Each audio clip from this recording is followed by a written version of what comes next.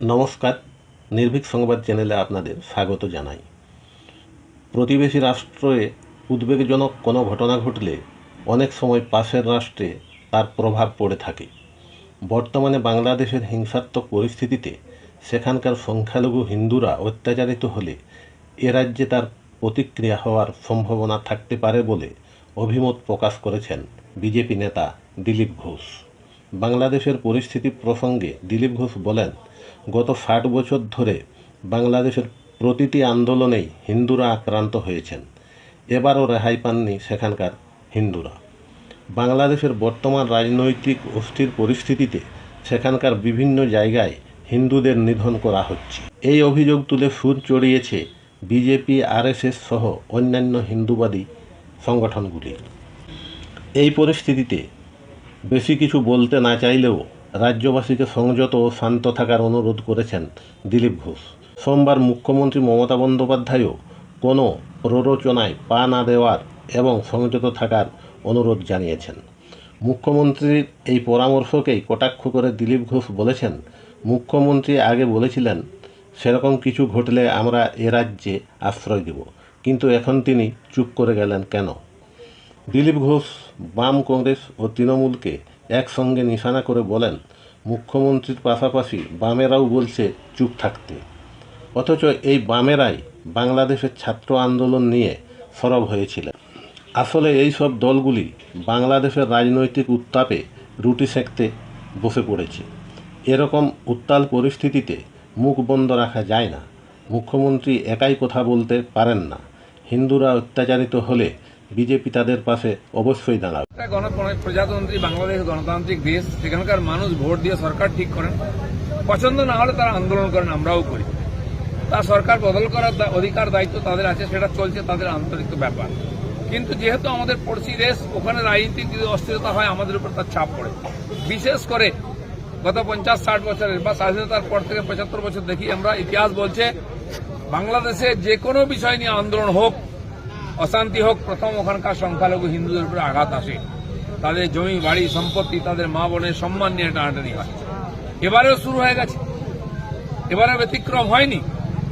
হিন্দু মন্দির ভাঙা হচ্ছে, মহিলাদের অত্যাচার করা হচ্ছে, হিন্দু নেতাকে হত্যা করা হয়েছে, হিন্দু সম্পত্তি নষ্ট করা হচ্ছে। আমরা আশা করব ওখানকার সেনা হাতে ক্ষমতা নিয়েছে, তারা আইন শৃঙ্খলা রক্ষা করবেন। ওখানকার হিন্দু সমাজ ভয়ের মধ্যে আছে। আমার সঙ্গে বহু লোকের কথা হয়েছে, যারা পরিচিত আসেন, তারা ঘর বাড়ি বন্ধ করে আছেন, কিন্তু কখন কি হবে কেউ জানে না। আমি আশা করব ওখানকার হিন্দুরা যারা ওই দেশের স্বাধীনতার জন্য তাদের পূর্বপুরুষ প্রাণ দিয়েছেন, বাংলার স্বাধীনতার জন্য লড়াই করেছেন, প্রাণ দিয়েছেন, জয় বাংলা স্লোগান দিয়ে ঝাঁপিয়েছেন, তারা তাদের অধিকার নিয়ে দিয়ে পূর্বপুরুষের জমিতে নিজের দেশে থাকবেন, সেই ব্যবস্থা ওখানকার সরকার করবে। আমরা সতর্ক আছি, নজর রাখছি যাতে ওখানকার হিন্দুদের উপরে যে অত্যাচার হয় এখানেও প্রতিক্রিয়া হওয়ার সম্ভাবনা আছে। সেরকম কিছু হবে না আশা করে আমরা আছি। আশা করব শান্তিতে মিটে যাবে, তারা আবার সরকার গঠন করে শান্তিতে থাকবেন। কিন্তু মজার ব্যাপার, ওখানে ছাত্র আন্দোলন শুরু হতেই এখানকার যে পার্টিগুলো স্টেটমেন্ট দিয়েছিল, মমতা ব্যানার্জি প্রথমেই বলেছিলেন যদি চলে আসেন আমরা জায়গা দেবো। আজ উনি কি বলছেন? কেউ কিচ্ছু বলবেন না। বিশেষ করে বিজেপির লোকেরা কিছু না বলেন। আপনার পৈতৃক অধিকার আছে, গণতন্ত্রটা আপনার একার জন্য, আপনি সবকিছু বলতে পারেন মুখে যা আসে। আমরা বলতে পারি না? এখানে কি এক পার্টি গণতন্ত্র চলছে?